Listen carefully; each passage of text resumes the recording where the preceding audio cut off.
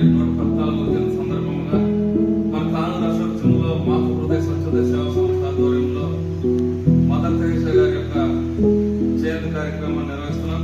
మరి నాటి కార్యక్రమంలో ముఖ్య అతిథులు వహించినటువంటి దిశ ఎస్ఐ గారు వరలక్ష్మి గారిని కూడా ఆహ్వానించాం. అదేవిధంగా ఆత్మీయులు మా మాతృ హృదయ స్వచ్ఛత సేవా సభ్యులు చార్టెడ్ అకౌంటెంట్ సుబ్రహ్మణ్యం గారు రావడం చాలా సంతోషంగా ఉంది. మరి ముఖ్యంగా ఈరోజు కార్యక్రమాన్ని ఉద్దేశించి మేడం గారు మదర్ తెరెసా చిత్రపటానికి పూలమాలను సమర్పించి నివాళులు అర్పించారు.